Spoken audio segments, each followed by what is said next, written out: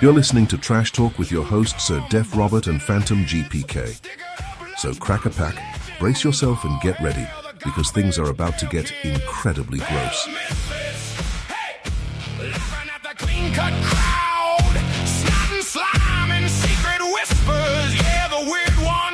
Too loud, pair of misfits. Whoa, every gross out, every grin.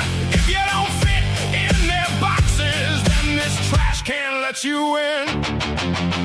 Bent corners, coffee stains, names they said you shouldn't say. Trading scars and nasty nicknames. We were never thrown away. Pair of misfits, hey, laughing at the clean-cut crowd. And slime and secret whispers. Yeah, the weird ones talk too loud. A pair of misfits. Whoa, every gross out, every grin.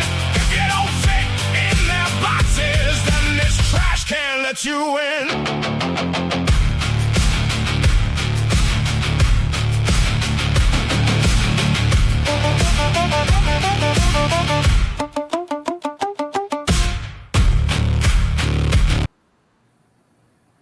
Well, welcome Trash Talk Nation, and welcome Phantom GPK and Jeff. How are you guys? I'm good. Hi. Thank you both for joining. And Phantom, what's going on in your neck of the woods, buddy? Oh, not too much here. Just the kind of the typical stuff. Doing some whatnot shows this past week, including yesterday. Pretty good turnout. But there is one thing. I guess we kind of don't really know, but there seems to be two groups that collect GPK, and a lot of the stuff is done online. And one of those groups is the Whatnot crowd, and the other group would be kind of the Facebook crowd, which has been there first, right? Yeah. And so I was thinking, after thinking about that, and like how much of the Facebook crowd knows about Whatnot and what goes on over there. It's kind of interesting. What do you think about that? Yeah, I stumbled upon Whatnot. I was, Facebook, been on Facebook. I don't even know if I want to say it's in 2007. Like I was one of the early adopters of that. And so I was on all those groups and just, that was my lane. And then, you know what, I was, there was a company that's not too far from where I live. They specialize in these authentic cards, sports cards, and they do their own it's its own little private boutique sports card company right down the road. And they had a Whatnot show, and they kept advertising. And I'm like, what is this Whatnot? And I hopped on one night, and then halfway through the show, as I'm spending a ton of money there, I'm like, I wonder if they have GPK on here. And then I found, maybe 2.5 years ago, I found that GPK community. So I kind of stumbled upon it. I bounce back and forth. I like both. I think there's a healthy lane for both, and they're kind of different. And then Jeff, we have Jeff on today, Jeff Rockholt from GPK News. We're going to get into Jeff, but Jeff, what are your thoughts on the Facebook side? And are you an adopter of Whatnot? And, what are your thoughts? Yeah, no, I think you guys get hit right in the head. I think especially we saw this at Gross Card Con. I think there is the Whatnot side, and then you have the older collectors who probably originally started out on the GPK underground message boards online, and then they slowly migrated over to Facebook after a few years. And it's interesting. I think I would probably more consider myself with the Facebook side. I've downloaded Whatnot. I've logged on. I've watched a couple of shows. Probably not my thing overall, but I'm not much into breaks or that sort of thing. But I think there's a lot of people on the older collectors who are on Facebook and stuff who probably aren't as familiar with Whatnot. I think it has its place, though. I can see where people would certainly, you want to kill some time, watch a show, or you get that instant gratification of, watching a show and then buying something like right there and then, and, they can open it up for you, whatever the case would be. So it certainly has its place. But I think there's, a lot of unknown with a lot of the older collectors. Yeah, and that's true. It is. You do kind of get that dopamine hit. You get the slide, you win the auction, you see the cards, you're ready, right? You can check that off your list, and it's on its way. But with that though, it does create kind of a atmosphere, and you can maybe chalk this up on the negative side, but it does kind of create this atmosphere of of like a flipper style.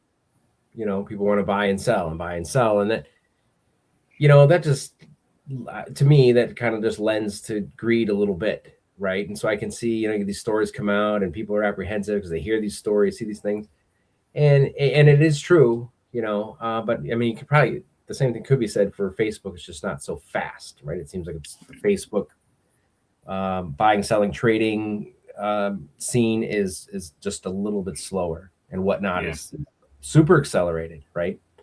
So yeah, I just wanted to bring that up and kind of just point that out here this morning. It's like, well, yeah, it's definitely two sides. I just like with anything, I mean, set a budget, and definitely recommend everyone try it though. Like, download the app, check it out. There's some cool shows on there, great trustworthy sellers, and each seller gets a rating, so it's kind of interesting. So, and the reason I'm bringing this up too is because we, myself and Miss Phantom, we are on there quite a bit, and we have shows on there a couple times a week. So just wanted to bring it up.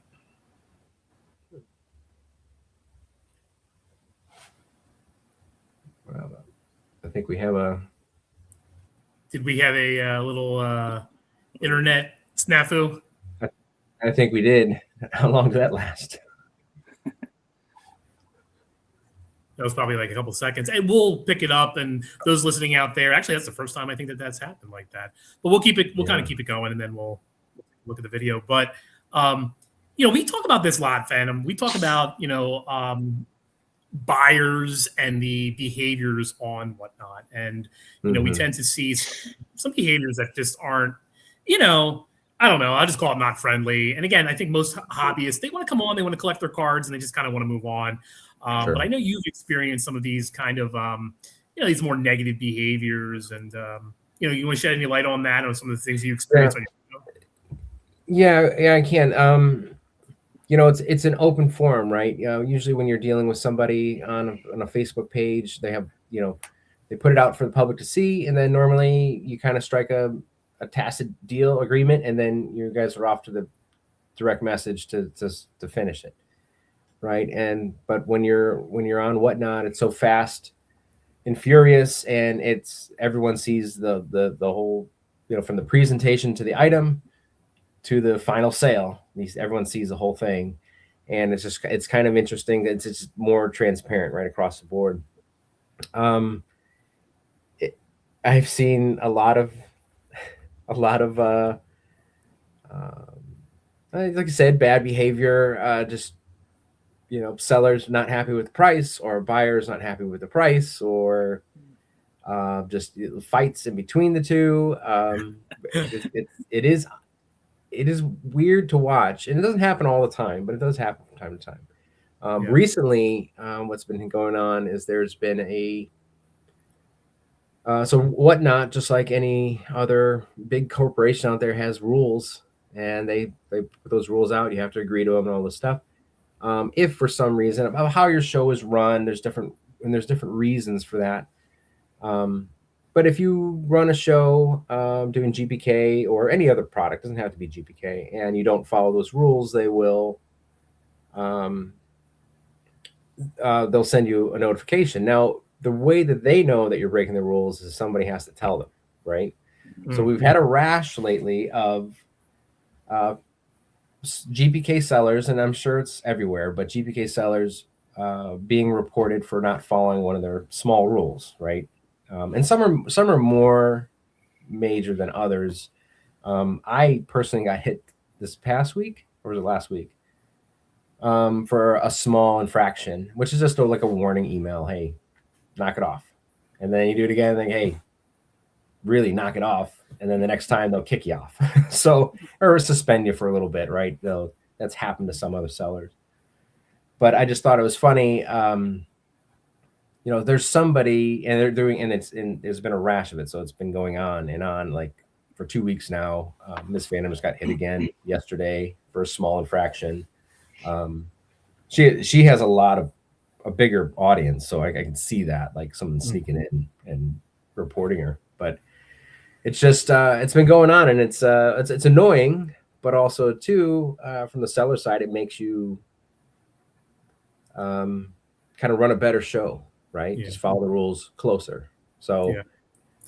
that is, that's the upside to it, but it's just an annoyance, and it's kind of almost like a betrayal, Well, It explain the rule, because like, again, a lot of our listeners might not know. Sure. Like, you're not like, it's not like a heavy, huge infraction. It's just what is it really? So one of the ones, and this is one of the major ones, it's been a long time practice that if you get into a card break and you find a patch in a sketch or something like that, that is normally randomized to those break participants, right? One of the ways of doing that, there's many different ways to do that. Some folks will grab another device that has maybe a randomizer spin wheel on it with the numbers, and then they'll hit the randomizer and it'll spin and it'll land on someone's number who's in the break, and then that person will win those items. And that's been that way as long as I can remember, like something similar, right? Sure. Just randomize those cards. According to Whatnot, the rules of Whatnot, those are not allowed because it doesn't allow others to if that was to continue, Whatnot would have to adhere to some of the gambling rules that the government puts out, saying, okay, now you're a gambling site, because they're, so what the way around that is to have a no purchase necessary agreement, or you could fill out a form real quick, and you could also then be in that same, but you didn't buy anything, you could still win that for free, which, was really frowned upon, because those are we want, the sellers and the buyers, that was our agreement. Now we gotta let this other, person take the major prize away. Yeah. So that's the sticking point, and that is one of the infractions. And if you run a randomizer that way, then you could get if you get reported, you could get a warning, and eventually kicked off. I mean, they're not going to mess around. They're not going to mess up their thing for me trying to give away a Crosby sketch or something. You know what I mean? So anyway. It's an annoyance, right? And so now we're trying to figure out ways around that, where we could award the people who got into the break, who plunked down their hard-earned money and they want to see some cool cards and get maybe a major prize, a patch or a relic or something. Yeah. And so we're working on that, kind of how to do that. So what it boils down to, the way I understand it, the way you're explaining it, is you have a break and you have participants who have bought into the break. Now, I use Intergalactic because that's one of my favorite products. And then I buy into it, I get a spot, but there's a sketch, right? Everybody's mostly in Intergoo. Everybody's looking for that sketch, right? The sketch comes up. Normally, that's randomized because the sketch doesn't have a number attached to it. So everybody in the break, obviously, you bought into it, so you would have an opportunity on a randomizer, a wheel, a duck race, whatever they want to use, or pick a card or throw a dice or however you want to do it. But I usually like to get into those because, I might be chasing a character, which I do. But then I also like the thought of sketch hunting. Sure. So that makes sense. But now you're saying that that's eliminated. And now you would potentially have to maybe run the sketch, and maybe buck and go it, right? And so now everybody gets an opportunity. So if I'm sitting on the sidelines, right? I mean, that's how I think of it. I'm sitting on the sidelines and I'm a sketch hunter. I'm not taking any chance. I need to take a chance. I just need to wait for the sketch to come up, and then now I can just use my money to go chase that sketch. And so it does create a little bit of an imbalance because you had no skin in the game, right? So is that my understanding, kind of a little bit? You're exactly right, and I've tried that method to just buck and go. That's just to stay within the rules, and it wasn't received well. It's not, because everyone's so used to that was it was going to be somebody's in the break, and now it's not. And then, so then you do it the other way and you use the randomizer. They do have a randomizer wheel built into the app, but that's where a form filler could get in there, fill out the form and make off with the sketch anyway for free. So, and then it's definitely interesting. It's a problem. It's something's going to have to change, right? And whether it's going to be how we do it. I thought we've had some crazy ideas, like, okay, let's take the randomizing portion of this off to the Whatnot GPK family page on Facebook, and we'll do the randomizer over there, right? But not everybody has Facebook. Right. Who's this? And what's going on? And some of the folks we know who buy in frequently, and some people they're new. They're like, "What do you mean? Why are we leaving? Where are we going? Report." Right. So also you're calling out the party poopers, right? Because even though, yes, it's an infraction, but you have people who are coming into your show and you're thinking, well, okay, we're just trying to keep this within the community. We're just trying to keep this within the show.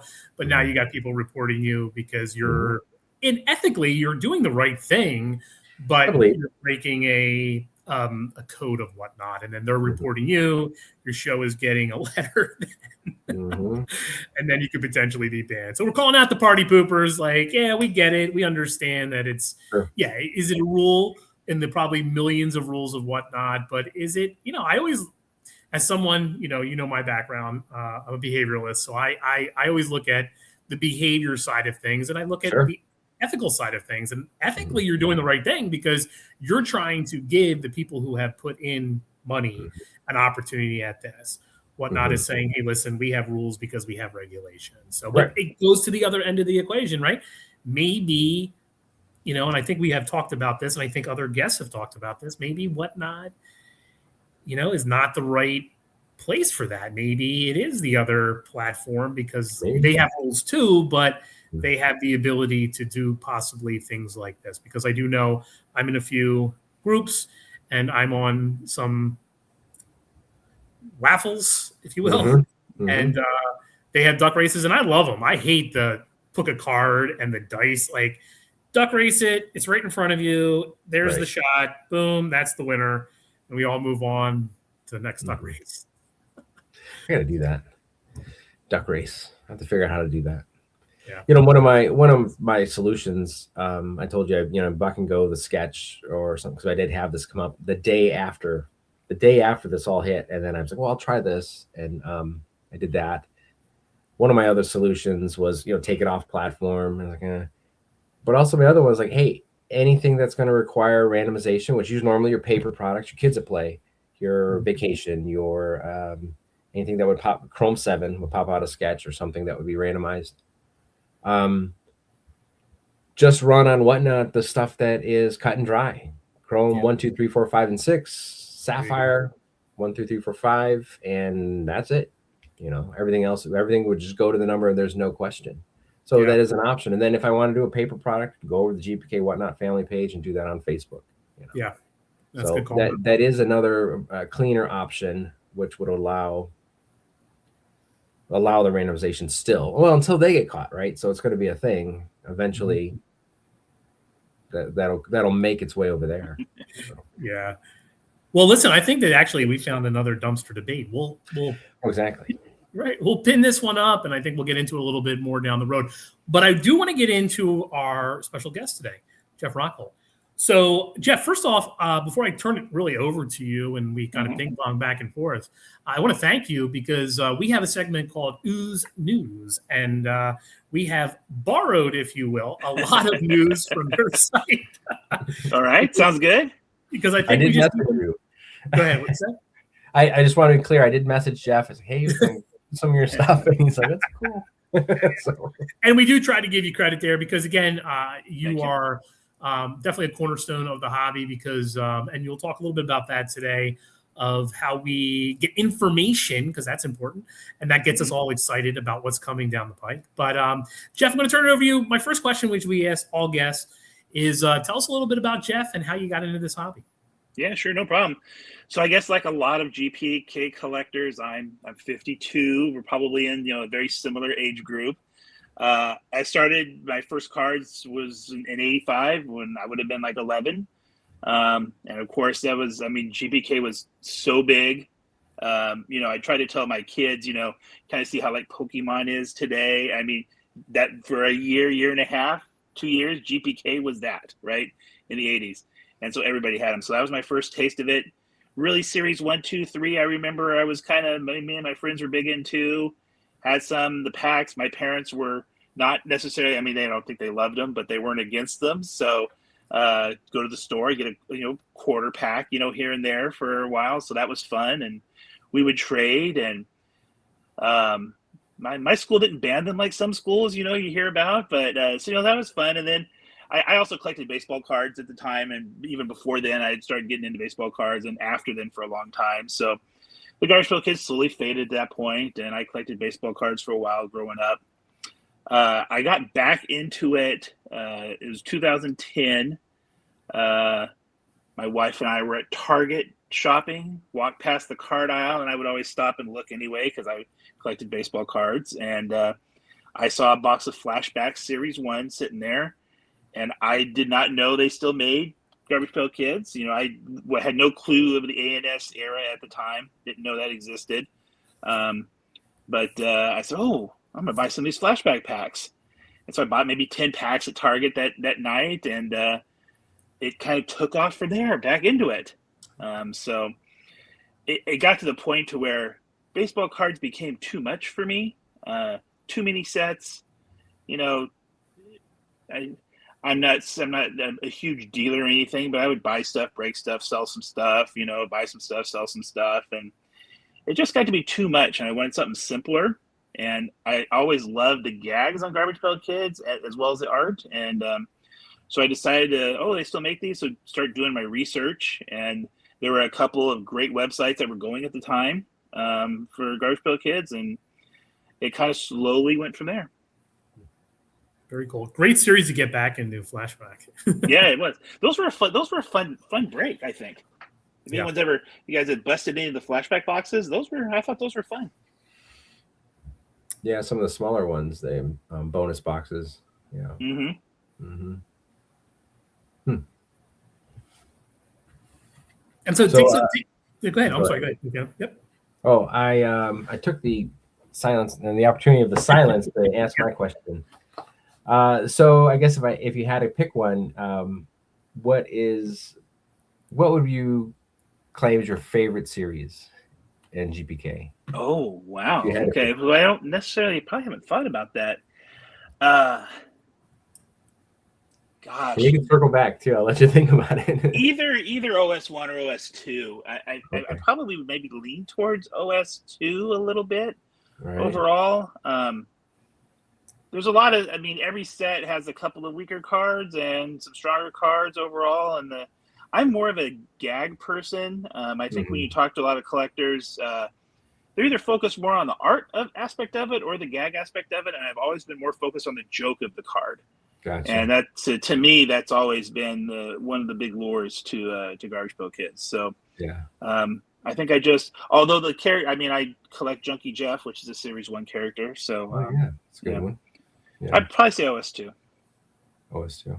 I would say similar for me, OS2, because that's the one I remember collecting. Well, I didn't have any access to OS1. It was buying packs of OS2, right? And it wasn't until later until I got some OS1. But yeah, that's what I remember too, is the OS2. So I'm kind of with you on that one. Even as kids, I remember Atom Bomb was big. We were always chasing the Atom Bomb. So that's always been the card to go after, right? Yeah, for sure. Yeah. Let's see. I guess. So we talked, in the beginning of the intro, we were talking about the Whatnot app platform. Are you on Whatnot? Are you do you use it? So I've downloaded it. I think I have a profile or something. GPK News, I think I'm under. Okay. I've joined a couple of people's shows. There was I forget whose show it was, but he got the Get a Grip large print series 2. He got boxes before anybody else. So out of nothing but pure curiosity to see how the breaks were going, I joined a couple shows recently and watched a couple of his shows, and so it was interesting. But I've dabbled. I have never bought anything off of Whatnot. Just lurked, I guess. Just lurking, huh? Yeah. It's good. That's still part of it. So. That is a good call out too for Whatnot. What I have noticed is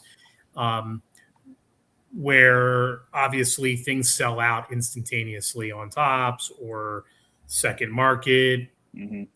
Whatnot, is bringing you, 40th is a great example. Shows were running 2 to 3 days before people had product in their hand. And so that is their lane, which for better or worse, you're kind of seeing what's kind of about to unfold for the rest of us. Also, you know, a lot of this stuff does not go to the box stores anymore, Yep. you know? So we don't have access to certain things. And then to your point, I could hop on a show any given weekend and I could possibly ask a host to run an OS2 pack. Yeah. You know, like there's things that these sellers have, and Phantoms, you guys have a ton of product. You know, CMAC and CMF and a bunch of them, they have stuff where, you know, if you're in the mood to see a flashback hanger, like you know, you might not be able to find that. You could find it on eBay, sure, but you could find it instantaneously with a seller on Whatnot, and you could have that ran in seconds or go into their store. And that is an advantage, right? Especially if you're looking for a niche product or you're looking for something new that has just hit the market, for better or worse. Yeah. I think the way Fanatics has changed their distribution model for cards the last 2 years has really led to, you know, what Whatnot does and probably what they're good at. And like you said, a lot of the new stuff, it's hard to find stuff just in the card hobby in general, right? You know, when I started getting back into the hobby, and for, you know, really 10, 15 years, I mean, it was pretty easy to get Garbage Pail Kids stuff, you know? And while there haven't been anything recent, you know, I try to watch other stuff that's going on and trends and stuff like that and see what's going on. And I'm afraid when the next Garbage Pail Kids set does get released, it's going to be hard to get stuff. Yeah. A lot harder than it used to be. Sure. Yeah. It's like there'll be the instantaneous piranha pit, and then see what pops up left. It's over with. No, though, it'll be running on Whatnot, though. It'll be around, but it's just it is hard to get everything online. Yeah, for people who strike out and they can't get on the Tops launches and stuff, it allows those people a chance to get stuff. They're going to have to pay a premium for it, though, of course. Sure. But it does give people access. So tell us a little bit about GPK News, which is your website. How did you get started doing that? You know, I've always, in little hobbies I've had, I've tried to incorporate some sort of online aspect of stuff. And I mold around because, like I said, back in 2010, kind of the big hangout place was the underground message boards online. And they're still on there. And nobody posts there, you know, in years. But the message boards are there. And that's where everybody, most of the online hobbyists were at. And all the information was there. And I found, you know, browsing around and stuff that for a good year and a half or so, I would see stuff, post the information on a message board topic.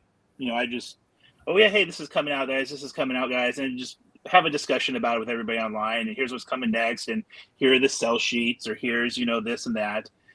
And I think a lot of things, Garbage Pail Kid collectors, a lot of them don't collect other products. Some of them, they stick to Garbage Pail Kids. They don't do a lot of other card stuff. So if you're looking at everything, you see stuff pop up. So you just let everybody know and kind of have one place to do everything.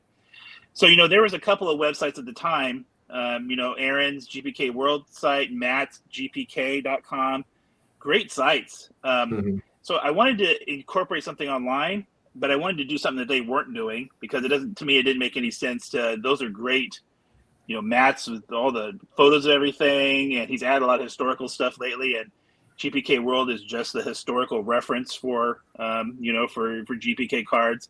So I wanted something that wasn't happening that I thought I could add to the hobby with. And I said, well, I'm pretty good at getting stuff out first. And so let's start the website. And I kind of based it off. I follow some video game websites. I follow some pro wrestling websites. And, you know, you kind of see, you go to a website, it's got a list of news articles throughout the day. And, of course, GPK is not that involved, or that, you know, there's not 20 different news articles a day, which was a good thing to me. I didn't want something that would take, you know, 20 hours a day to work on. So, so that's kind of my thought process behind starting the website, and trying to get information in hobbyists' hands as quickly as possible.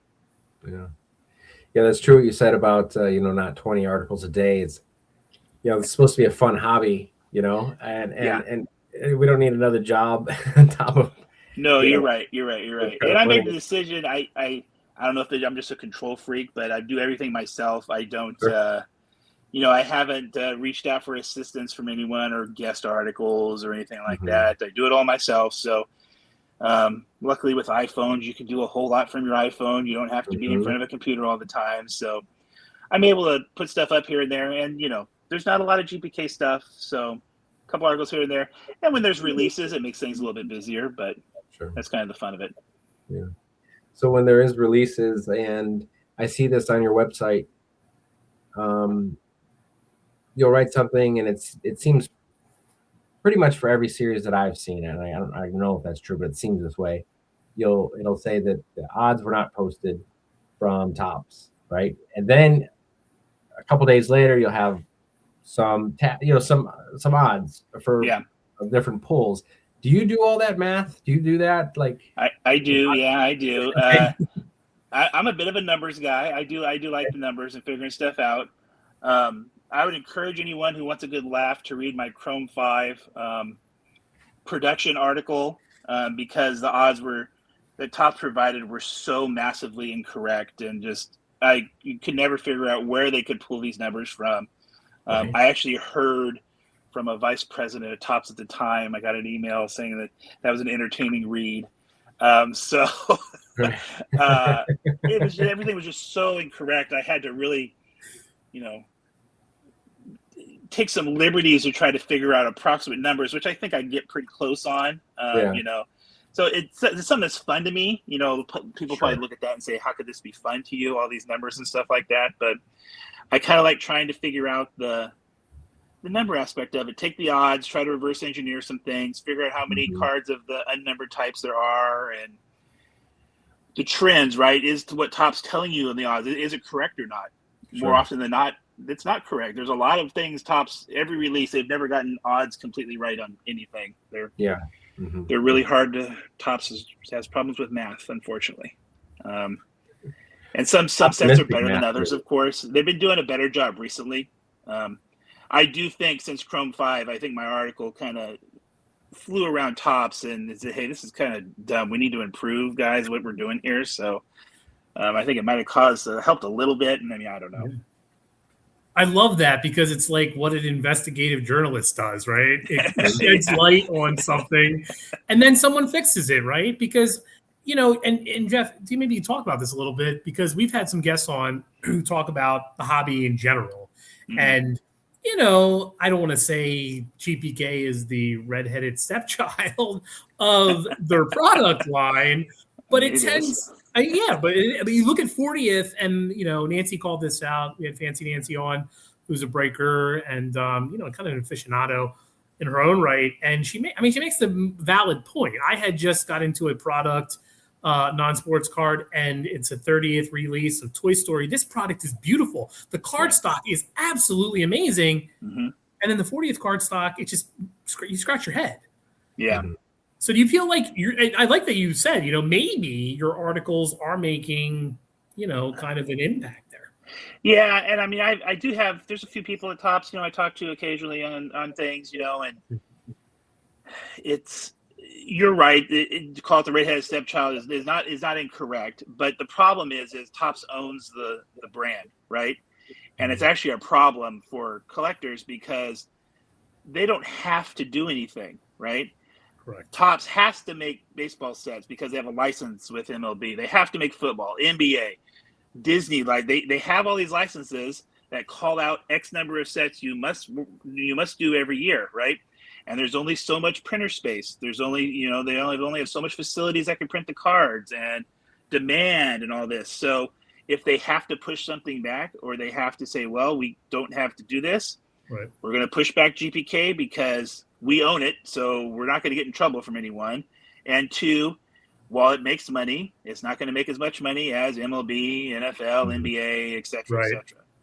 So we do get pushed to the side, and you're seeing that now with the next retail set, and we'll talk about that later, but GPK Universe has gotten pushed back again. I'm sure you guys probably recently saw news. Early 2027 is the last thing I've heard as far as the next retail set goes. But it's simply, it's easy to do for Topps. And it makes sense from a business perspective. It's just not good for GPK collectors. Yeah. Or good for the brand. I think it also hurts the brand. But again, it's a niche product for fanatics. Mm-hmm. So did you hear? Well, I heard spring of 2027. I think that was at Gross Card Con when I heard that. Yeah, I've talked to a few people. I've heard anything from end of 2026 even to spring of 2027 and everything in between. Mm-hmm. January, first quarter. There's no set date right now, I don't believe. Right. Early 2027 is kind of a vague thing to say, I think, right now. Yeah. It was hard to nail down something specific. I think a lot of different people were told things, and they were all told something different, it looked like. So sure. So it sounds like it's going to be delayed with the option to delay further. Yeah, the GBK has always been that way. Gotcha. Okay. So I guess with that, we're talking about what we're told the next release is going to be GPK Universe. For the retail side, yeah. For the retail side. Now, is there anything, I think Chrome 8 is up on deck. I think Sapphire 6 is up on deck, or the next ones that would be up. Yeah, so I can tell you, there's been discussions, I know, at Topps for doing Chrome 8. Over the last couple of years, it's on again, off again, wait, let's see, on again.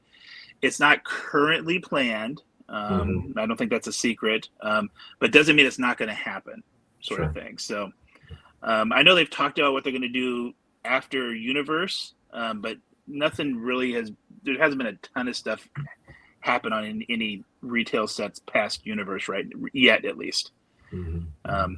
I have a hard time believing they would stop doing Chrome. I think it works for them. But the later you get in the OS sets, you do get less popular series. The last, from 9, 10, 11, 12 weren't nearly as popular OS series. So I don't know if Topps is worried about how far to go with Chrome, but not currently planned on the calendar as far as Chrome 8 goes.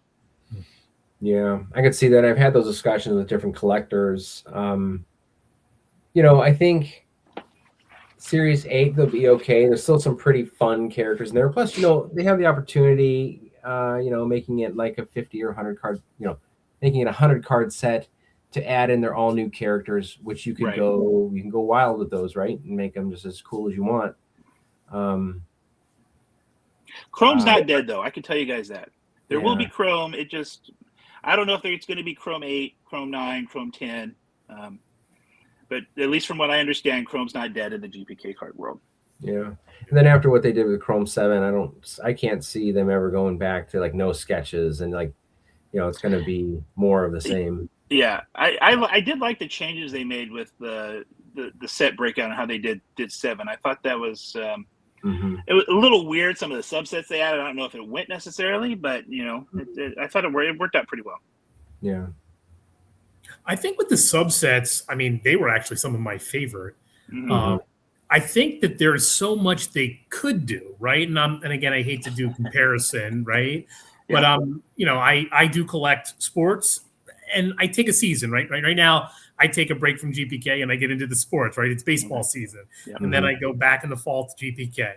And I got into some Disney products, and I love what you said about the license. It makes complete sense, right? Yep. They have to push all that licensed material up to the front, and that's why that's getting a lot of attention. But if you look at, and I'll use the Toy Story 30th product, the subsets on that are my favorite. Shadow box cards. I feel like, can we take some of the things you're doing and some of that creativity? Because to your point, it might not be hot as far as collectible characters in past 8, 9, and 10 in OS. But can you take some of those subsets? Can you take I like the music cards in C7. They were hot. Mm-hmm. People love them. Mm-hmm. And I think you could do more if you were just a little bit creative. What are your thoughts? Yeah, I think there's a lot of things you could do. With suggestions have definitely been made. The powers that be. I can't tell you why they haven't pulled triggers, different things. I've always liked the old baseball, the Allen and Ginter rip cards. To me, it makes a great hit. I don't think it's that expensive for Topps to do because, one of the things too to think about with Garbage Pail Kids, when Topps has to do this, the brand managers are given a pretty small budget to do stuff, so they can't go out and do a lot of crazy stuff that they could do with other products, for Topps. So I try to think of things that not going to cost a whole heck of a lot, right? And you could do rip cards. You don't have to even pay money for new artwork. You can just do classic stuff that has, it's already artwork they already own. So things like that, I think, is you can do something like that, but they have chosen not to go in that direction. Yeah. Would love to see some representation. I think everybody here on this call, we go to a fair share of cons, and not even just in the space of GPK, and there's never any representation from Topps or Fanatics or anybody. But I go wrestling when I'm at I go to WrestleMania every year, and I go to WrestleCon, and I go to the Wrestle World, and they have Fanatics is like they're in the center. Yeah. And they have tables, and they have the new Chrome WWE product, and they have different, and it's all, and they have then the wrestlers, they are ripping live. Right. Like I feel, and to your point, the budget's smaller, right? Yep. You don't have a lot of attention, but I would love to see some representation at some of these shows so they can see the collectors, they can see the artists, they can see that actually, I don't know. I think that there's just an untapped, I love that call out you made too about our, we're an older generation. And my best friend always says this: we can now pay for our toys. We couldn't pay for our toys when we were kids. Yeah. We can now spend the money on our toys. So why don't they tap into that? Yeah, no, you're right. And they through the years, they've gone back and forth. They've done a number of things at the major Comic Cons, usually New York and San Diego. They kind of abandoned San Diego a few years back, although I did see where Topps is having a booth at San Diego in a couple weeks here, which they haven't had a booth in a while. Now they're just doing Marvel stuff from what I understand. Right. But in the past, they would focus their Comic-Con efforts. So GPK was a pretty big part of both New York and San Diego Comic-Cons. But that kind of died down for a few years. But like you said, now that Fanatics has taken over, they've kind of brought some of that back to not with Garbage Pail Kids, yet. They could certainly, but I think they've been trying to attend these things, the events more with their cards. It's like you said with the wrestling stuff, and of course they have their own Fanatics Fest, which I'm not sure if it's that either next week or the week after, but that'll be a big thing. And there's not going to be any Garbage Pail Kids stuff at Fanatics Fest as far as I can tell, but that would be a great place to do something if they wanted to. Yeah. Mm-hmm. And there's a lot of artists that are on the East Coast. They could easily have artists attend those shows. Yeah, for sure. There's guys within easy driving distance of New York, and and so there's guys that can go there. Mm-hmm. Jeff, where in the country are you located? I'm in California. Oh, in California. Okay, Central you're West California, Coast like me. I'm up in Oregon, so. Oh, okay, yeah. Mini California. We're getting some Oregon weather. It's raining here today, which I don't understand. We're supposed to be 110 here, so I don't understand the sprinkles today. Yeah, the clouds blew through here yesterday, and they were going south. So yep, I gotcha. We found that Trash Talk has filled a void. One of the things that we talked about when we were launching this project is, we have a lot of, there's people on Facebook, whatnot, and people are interviewing and talking about GPK, but we found that, there wasn't just a space for us nerds to talk about our hobby. And how has that kind of been, you talked a little bit about the origin story of GPK News, and there were some people in the space, but have you found that? Have you gotten that feedback that it fills that kind of a void? Yeah, I think so. There hasn't been a whole lot of podcast type things. There was GPK Boys a couple of years back. I don't know if you guys are aware of them. They did a thing that lasted a year or two or so, and I'm not sure why they stopped, but they kind of got out of the business of doing that. I think the podcasts are probably a lot of work, as you guys could probably attest to. I would love to do. In my head, I've tried to figure out how can I do something like that. Well, I need a producer, probably. That's probably too much work to do by myself. And I told you I was a control freak about doing everything on my own. I wouldn't mind being the Adam Schefter of a podcast or something. I certainly don't think of myself quite like that, but I have to see a couple collectors call me that, which is kind of flattering, so that's kind of Yeah. nice. But no, I think that something like this does fill a space. I don't know how often you can do something like this, because there's not a ton of Garbage Pail Kid information that's on a daily basis coming out, but you can certainly have discussions or historical talk about past sets or stuff like that. There's certainly stuff that can be done. No, I like that. Yeah, we have different segments. We've talked about the artists with the Picasso pukes, and then we have the ooze news. These little things that we've titled. Yeah. One of the ones that I think really kind of bridges the gaps between series releases, the current stuff, is the super collector series, super collector category, where we can have someone like yourself, Jeff. You're here representing GPK News this time. Next time it could be, what do you got in your collection? And right. Tell them who it is. We've done that a couple of different times, and we've had really good responses. So I think in these lulls in between series, this is that super collector, and just hearing from someone in the community. I think people like to hear that stuff. So. No, very cool. I agree. That's a good idea. Mm-hmm. I love hearing what's in people's collections and finding out. And that's one of the things, the benefit, that's why the two lanes exist. Whatnot has its own lane, right? Selling, buying, purchasing, collecting over there is a different model. But over in Facebook, I love when collectors post their things. Yeah. I go, because and a lot of the stuff, to your point, there was a time where you were collecting heavy as a kid. Then you go through this period of time. You don't even know if they're making it. You're at the store. There's so much in between time that people have acquired and collected different things. And I do think, Facebook and Instagram, two platforms that you can showcase your collection on. Plus, Phantom has brought this up a number of times, and he has done it on Whatnot. He runs the Whatnot GPK page on Facebook. And I love when they get into talking about trades and trade nights and the art of the trade. You have something, I have tons of stuff that I have gotten that I know it's good stuff, it's nice stuff, I just don't collect it. And I'm not a seller, and I would love to get it in the hands of people. So I do like seeing people's collections and hearing about how they acquired those things. It's always interesting, whether it's been, it was a hanger at Target or it was, a shoebox at some estate sale. It's really cool to hear some of these stories. Yep, for sure. Yeah. So this past year, I'll just get one more question for you.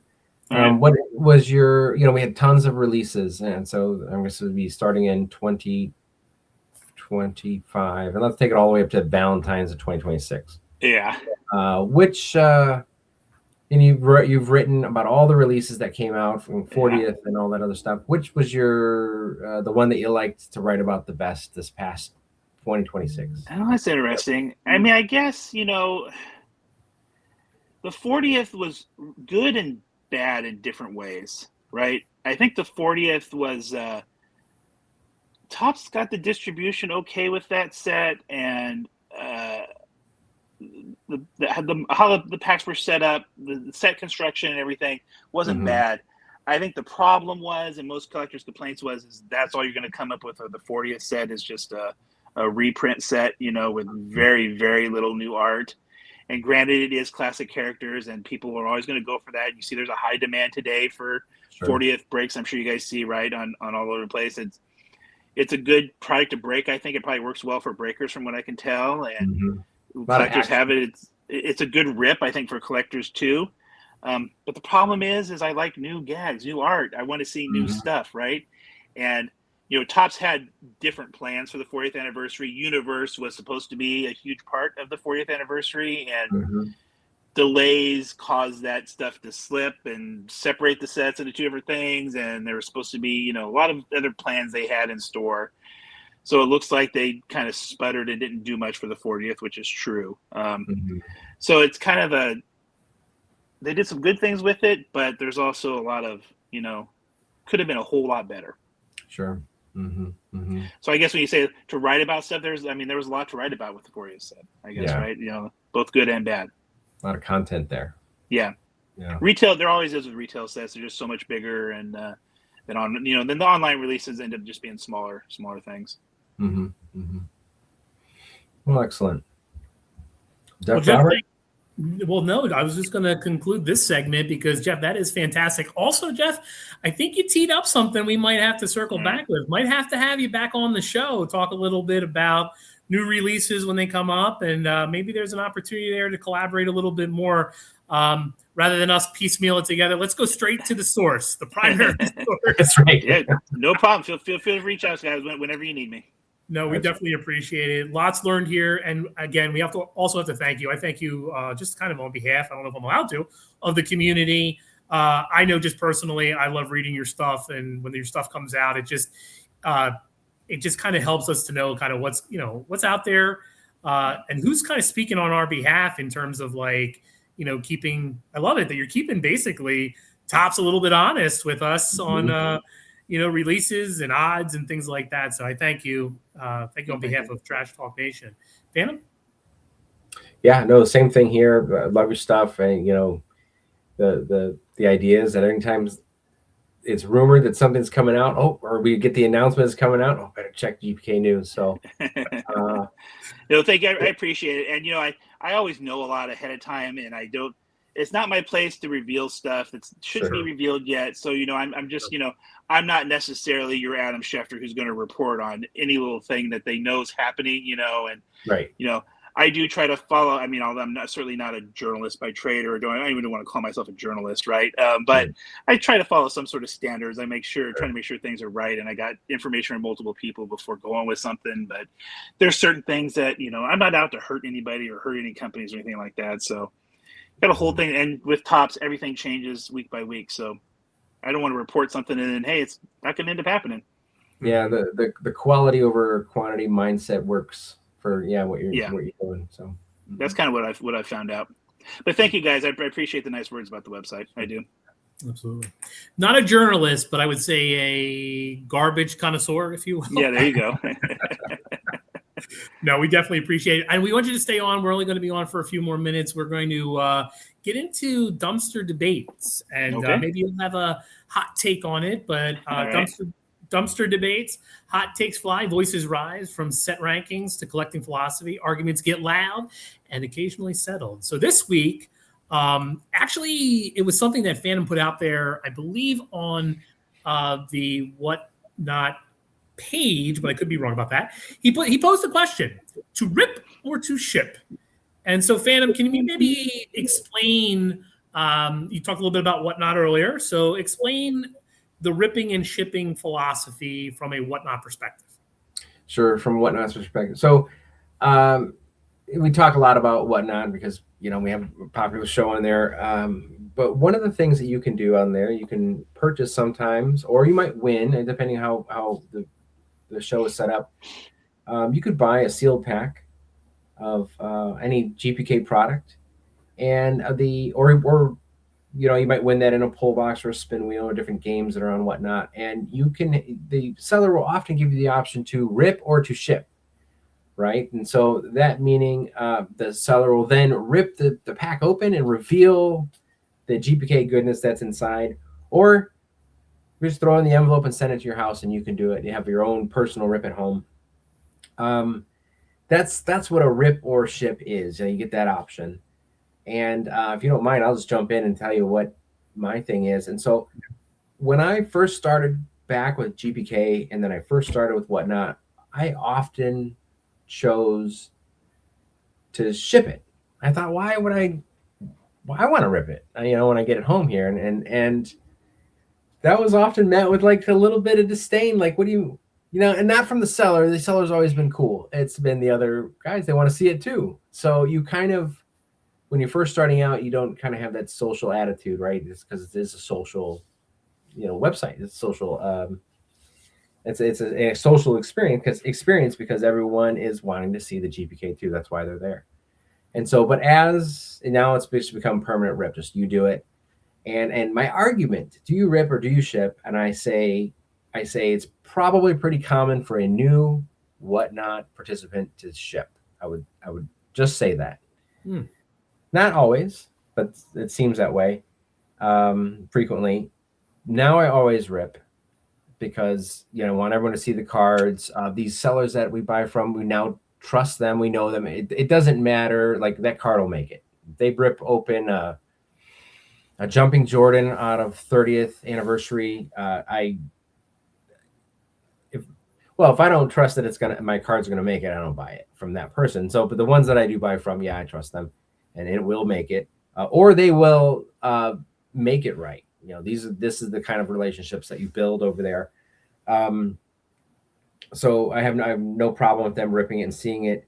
But one big benefit that nobody talks about that I'm gonna shed light on right now is that you get a free top loader. If it's a good one, you get a free top loader with your purchase. Penny sleeve, possibly, So I'm a ripper. You're a ripper. Okay. You bring up, I'm going to ask Jeff the same question, even though he just dabbles in whatnot right now. But you brought this social experience, which I think is actually interesting because I'm a ripper.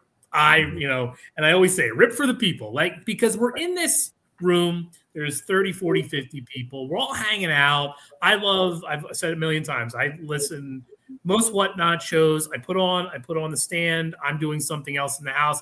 I'm listening to the show. I'm popping in. I'm looking. If I win a pack, buy a pack. So it's kind of like a hangout, right? I mean, that's what it sometimes tends to be, especially if you have one or two favorite shows and you go in and you hang out for a little bit.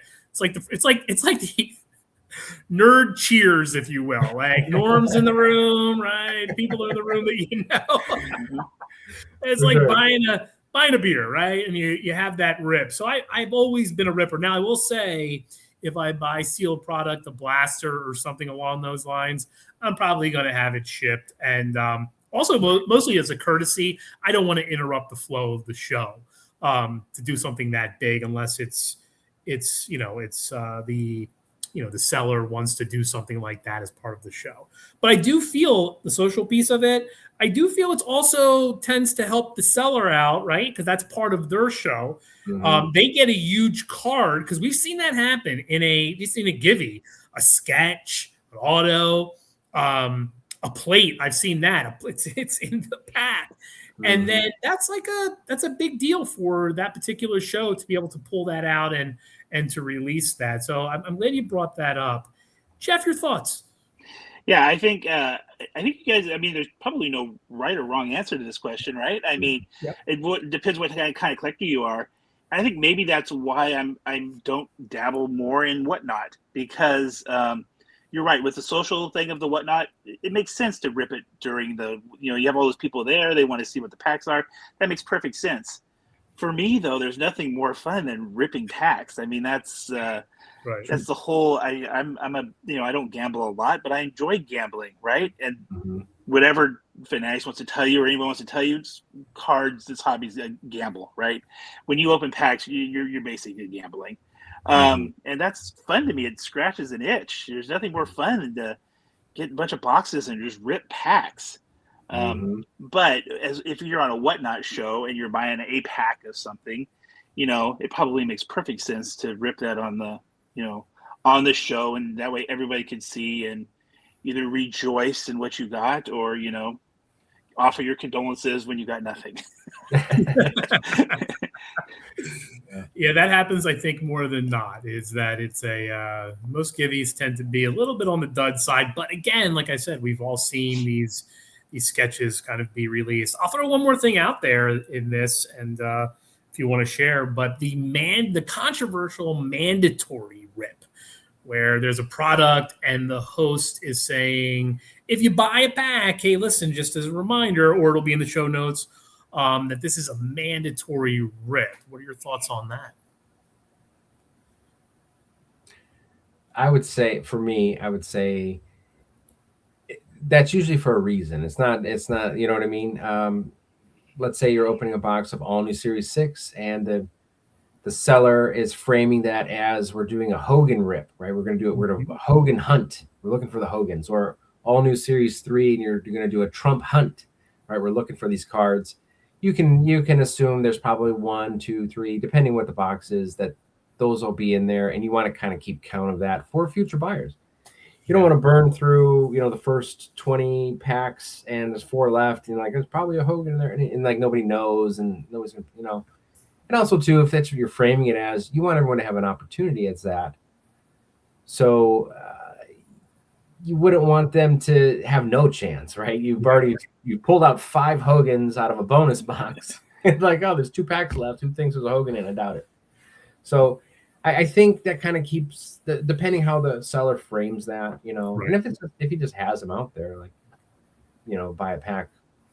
But if you're actually hunting and you're selling it as that kind of hunt, then you kind of want to keep tabs on what comes out of that. So I could see that being, if the guy doesn't he wants to ship, then, buy one from eBay or something else, a different one. So I think that's fine.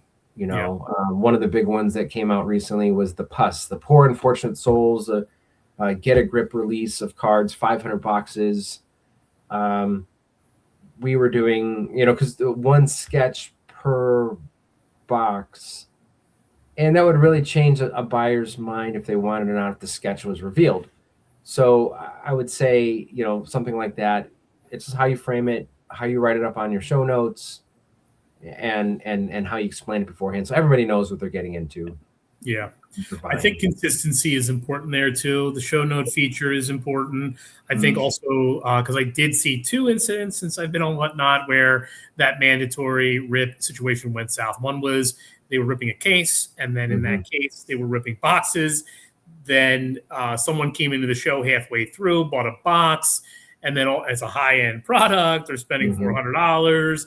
They're like, ship it. And then the host is like, wait a second. Oh, no, wait, we have to rip this. And it's like, ugh, it's like at that point, that's rough at that point. And I could see that product. Like I would not have that ripped. I would want that.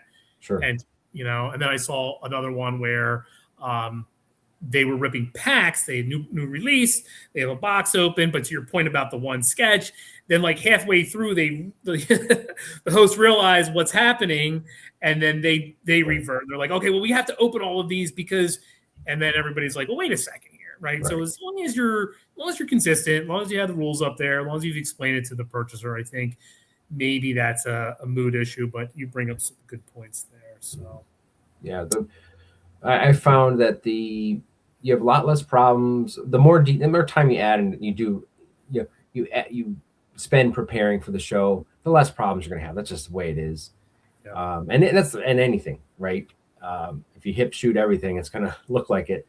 So that those very detailed descriptions really help. And then so if someone does come in halfway and they buy and they think it's going to be one way, and then you can say, well, look, I wrote down right here that everything was going to be ripped.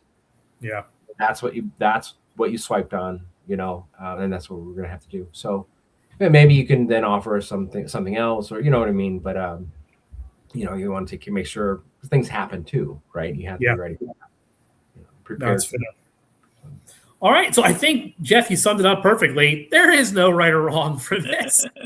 It's a preference, whatever your preference is. But if you're on Whatnot, be prepared to rip or ship, and be prepared to be socially peer pressured into the ripping, but you don't have to. And I love that you said, if you are new to the hobby, no, don't be peer pressured. Ship it. Have fun with opening your pack, your box, and enjoy that. So both of you, thank you for this week's dumpster debate. We go into final thoughts, and we ask our guest, Jeff, any final thoughts about the show or anything you want to share? No, just thanks for guys for having me on the show. I appreciate it. I think you doing the podcast has been a great idea, and I'm glad you guys have taken this on. And there's just been a few episodes so far, so hopefully this keeps going for a while. No, I appreciate that. And Jeff, where can we find all good things GPK News? Yeah, it's easy. gpknews.com. I'm also on Instagram, Twitter, Facebook, all those fun places. All right, fantastic. Phantom GPK, final thoughts?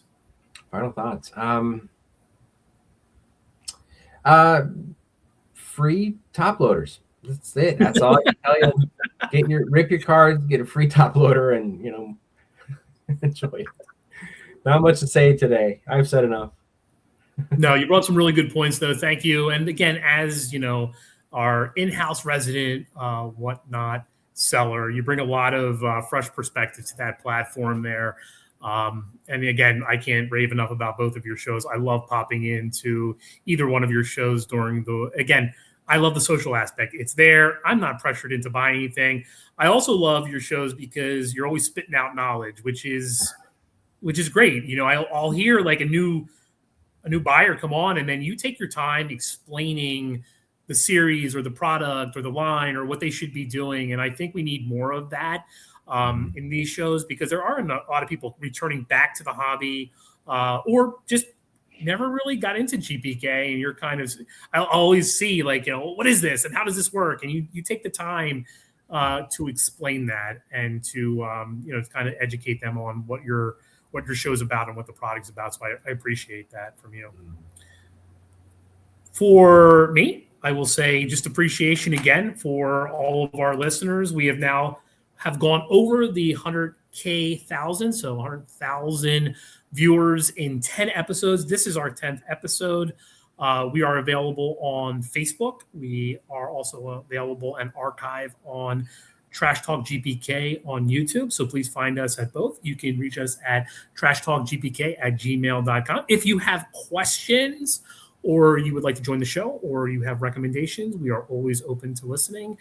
And thank you to all of our Trash Talk nations, and keep on GPK. Thank you for listening to Trash Talk.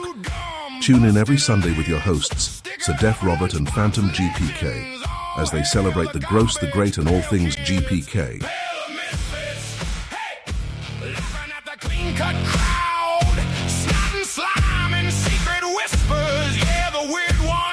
Too loud, pair of misfits. Whoa, every gross out, every grin. If you don't fit in their boxes, then this trash can let you in. Bent corners, coffee stains, names they said you shouldn't say. Trading scars and nasty nicknames. We were never thrown away. Pair of misfits, hey, laughing at the clean-cut crowd.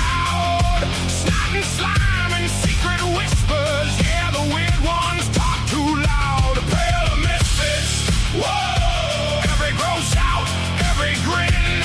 If you don't fit in their boxes, then this trash can let you in.